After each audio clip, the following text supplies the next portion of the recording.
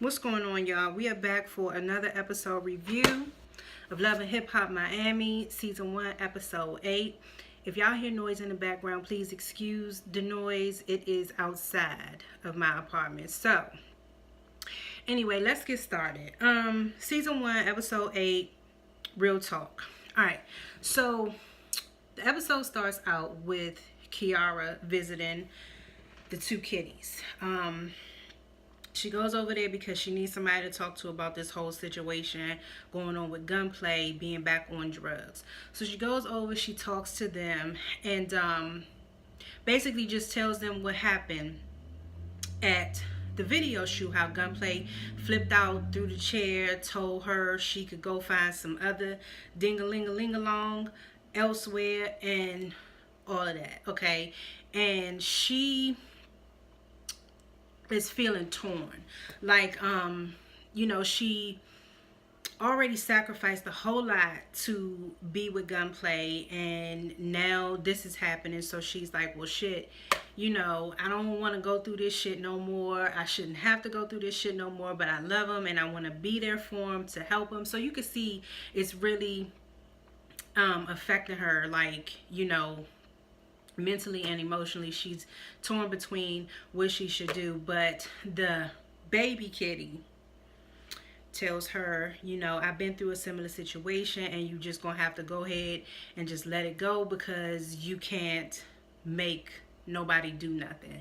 And that's true, but I also understand where Kiara is coming from. It's difficult when you're in those types of situations, because you feel like you have so much invested and you don't want to just let it go like that. But I'm pulling still for Gunplay, and I hope even if him and Kiara don't work out, I hope he finds his way and he's able to get clean and stay clean. So anyway, but that was that situation.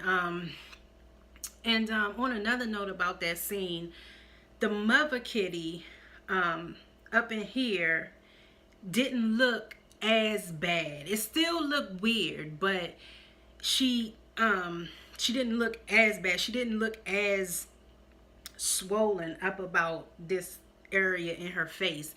And the daughter looked halfway decent too, but they still look weird. But I don't know. Y'all let me know in the comments if any of y'all noticed that, how the mother kitty didn't look as swollen in her face.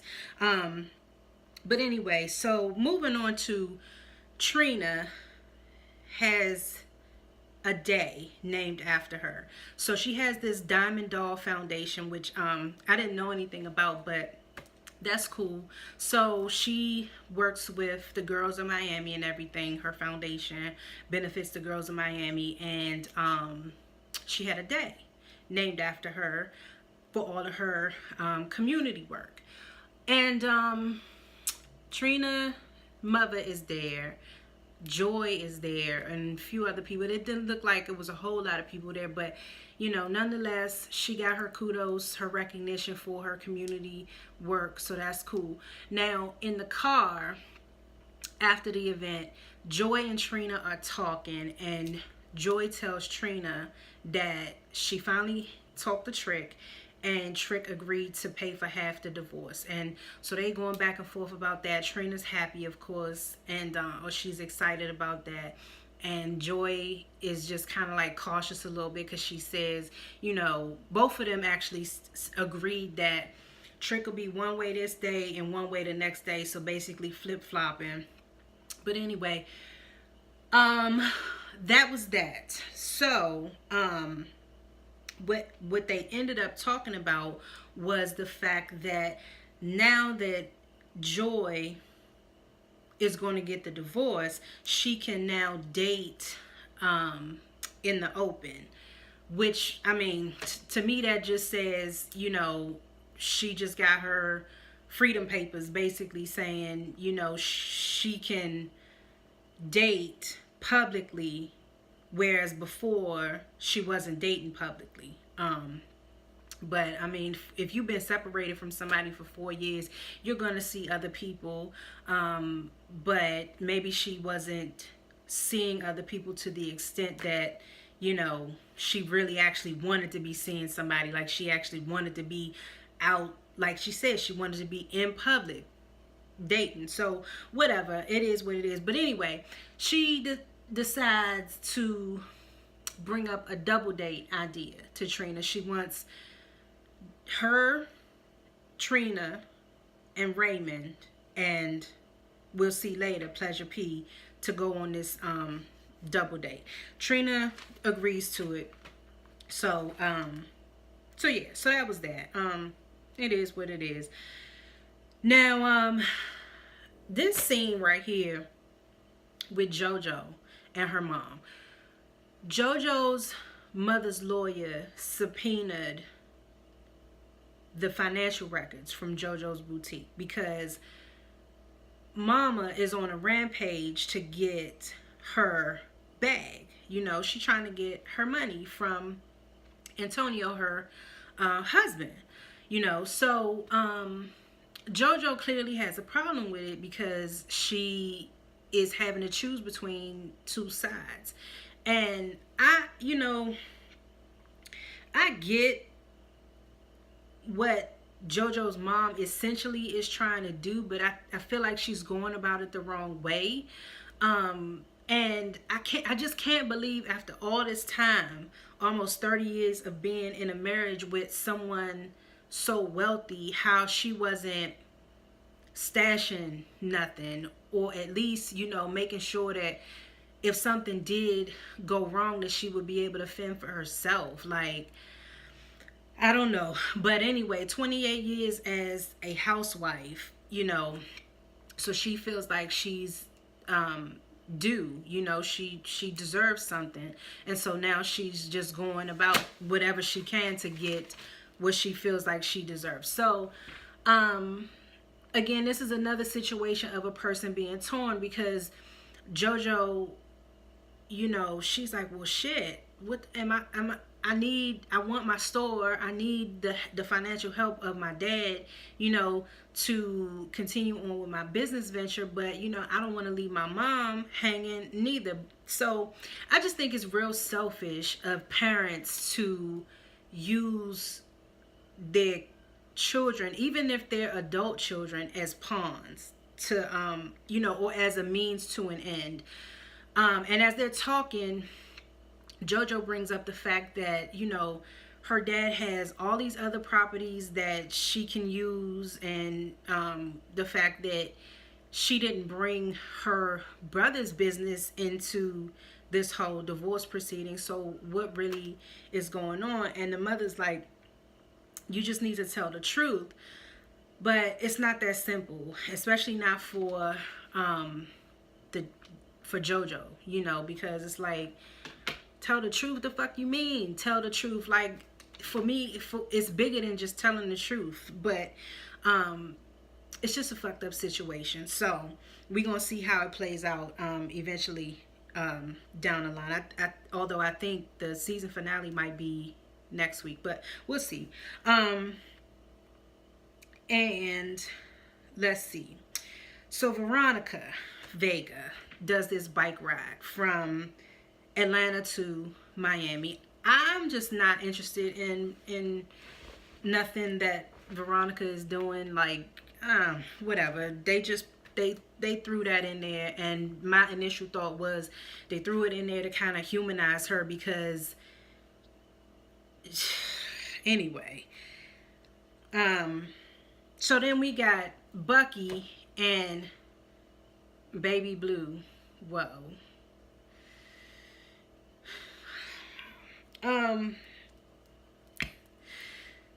She's modeling for him because he does marketing and branding and for some lingerie shit, and he thought she would be the perfect person to do it. He felt like, since they got started off on the wrong foot, but they made amends for it, but he didn't feel like that was enough. So when the folks were looking for a model, he thought she was perfect. Now just saying he could have found somebody else. He could have found somebody else, which is like, I'm just side-eyeing that whole situation. Like, it seemed to me like Baby Blue Woe had different intentions from the jump. I mean, he already felt some type of way about what was going on with Pretty Ricky and the demise of Pretty Ricky. We saw how he acted in the beginning of the season toward P. So I don't know, that something just, I don't. But anyway, so she's modeling, and you know, they sit down and they talking, and she's like, oh, well, you into branding and marketing or whatever. He's like, yeah, you know, when Pretty Ricky dissolved, I had to find a way to keep the bag secured, so I got into branding and marketing. He said he was doing a lot of that for Pretty Ricky anyway, so he just kept it going, but in another direction. Okay, cool. So then she's like, oh, well, you can help me with my Shay J fit. She another one. Like, why? I mean, why? You asking this one person out of all the people who can help you with your brand. But anyway, side-eyeing her too bit. So she's like, what's up? You want to help me? He's like, yeah, okay, cool. So they decide to go along with that. Meanwhile, she tells Woe that she and Marcus done broke up. And he's like, what? No. You know, like, almost like clutching his pearls type of no. But it just seemed real disingenuous to me, the way he was fake surprised that they broke up. It almost seemed to me like that's the news he was waiting to hear. Because then what followed that was, okay, so then I can flirt with you now. As if, you know, that was kind of just in his mind anyway, that he wanted to be flirting with her. And then he says, okay, so then we smashing, or something he said about smashing. And she was like, no, never in life. But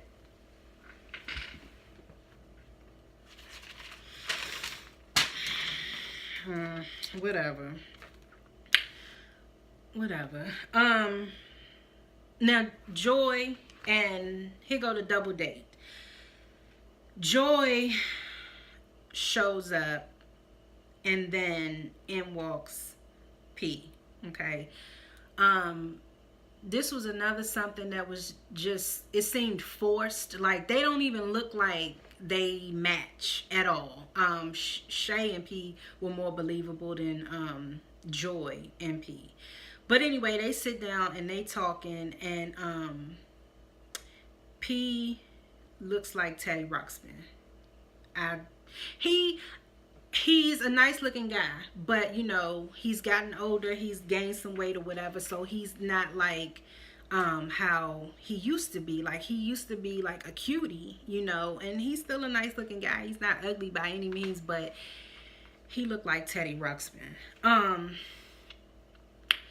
So then here comes Trina, and she sees P, and she's side-eyeing that, because she like, well, hell no, Joy, you just got finished with Trick Daddy, and here you go with another player type dude. What are you doing? But I'm gonna need for Trina to stop trying to oversee Joy's life. I get that's her cousin, but it just doesn't fit.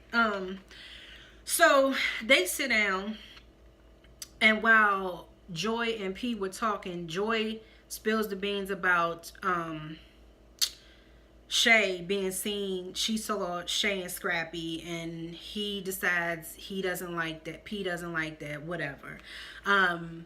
Raymond wants to shoot his shot with Trina. Trina, again, like I said, is trying to oversee Joy's life, telling P, you know, that she doesn't need to be tied down and all that, yada, yada, yada.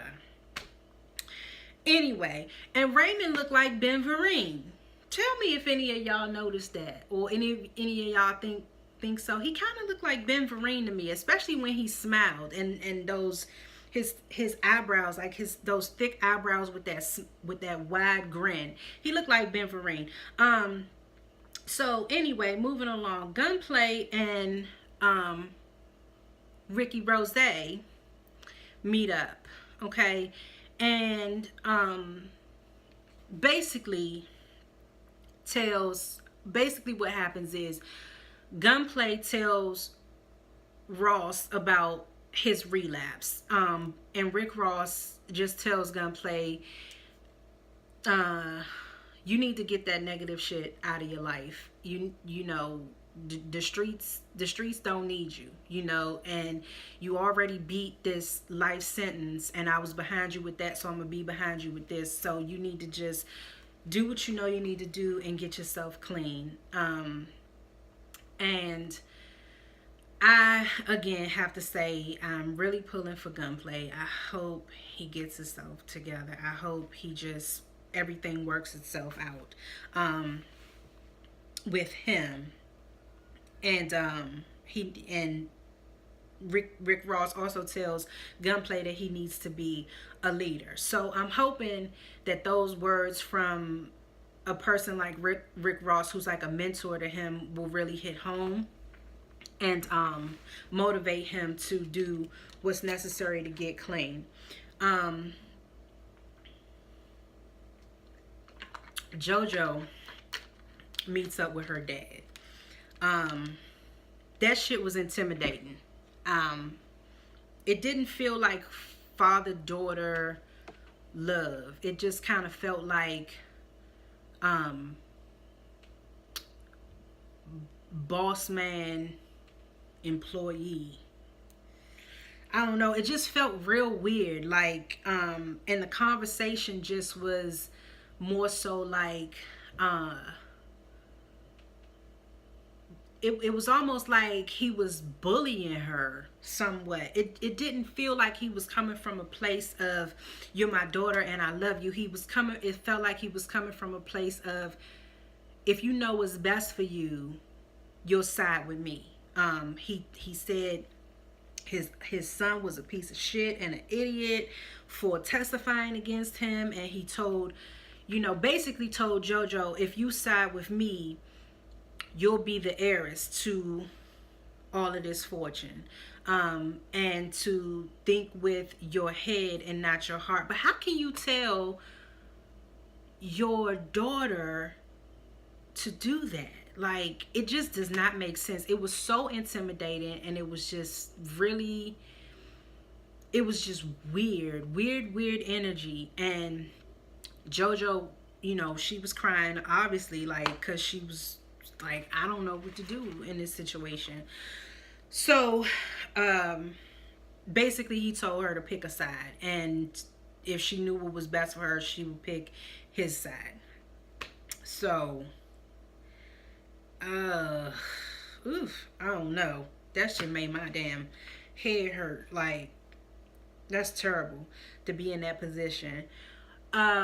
Steph LaCour and Veronica. Steph goes over to meet Veronica at the hotel, and they're talking, and Veronica's saying some bullshit about ungratefulness, how she discovered after this bike ride how ungrateful she is because of how ungrateful people have been to her. And Amada comes up in the conversation, and Steph says she wants them to work it out. Now that damn Steph LaCour, she's the real messy one, because she's the one that's pretty much throwing rocks and hiding her hand. But we'll get there.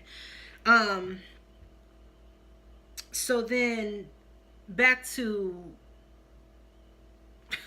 at the okay. So at the studio is Baby Blue. Well, Shay walks in. She brings in the flyer for her Shay J Fit. And he says, okay, I'm gonna take this and I'm gonna print it up, give it to a distribution company so they can get it out on the street. And she decides to say, oh yeah, well, you doing more for me than my man was that was at the some bullshit. Why you guys say all that, Shay? what does that matter? But that's what I'm saying. Like, it's so easy to side eye her. And then P shows up. So Woe wasn't expecting P to show up, but he does. And P walks in. Clearly he has an attitude, okay? But that's just like a nigga. Like, he was entertaining Gabby while he was still dealing with Shay. And he was kind of straddling the fence on that.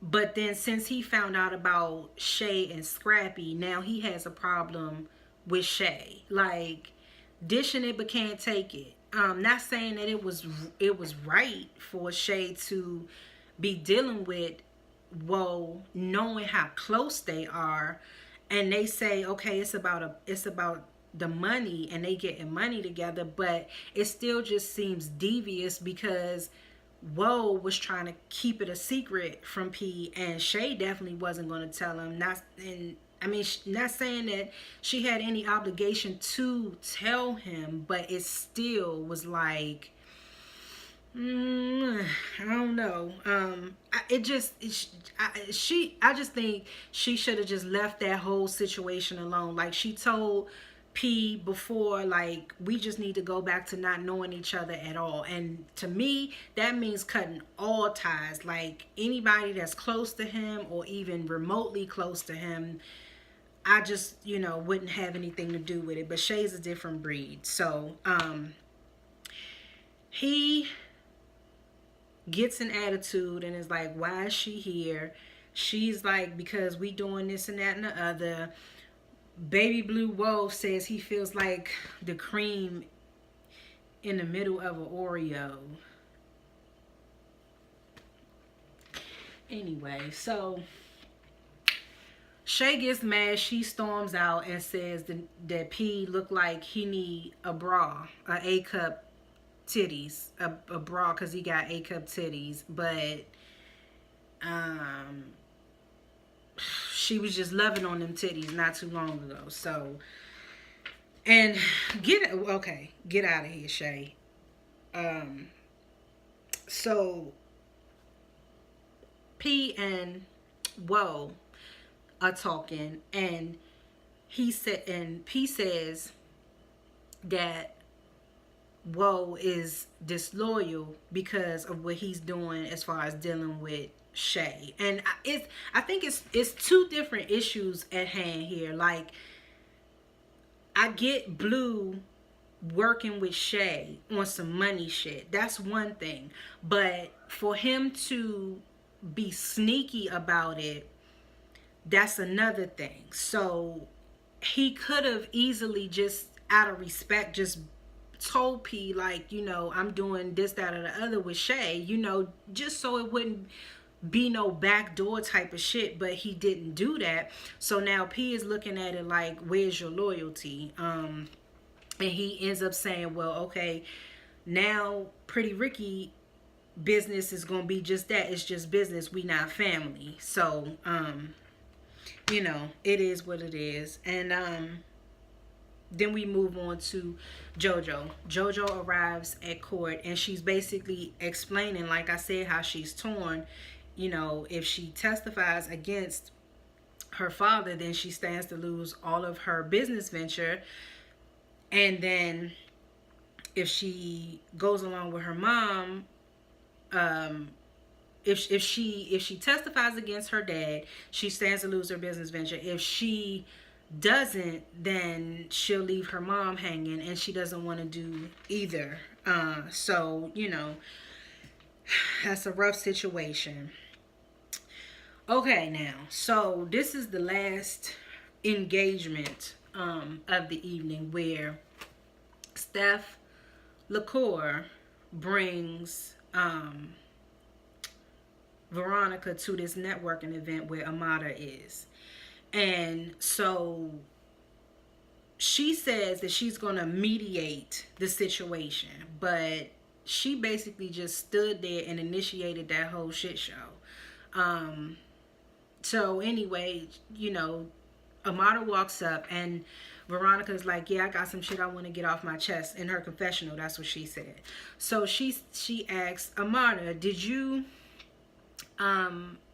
tell JoJo some shit that you and I talked about? And Amara's like, yeah, I did, whatever.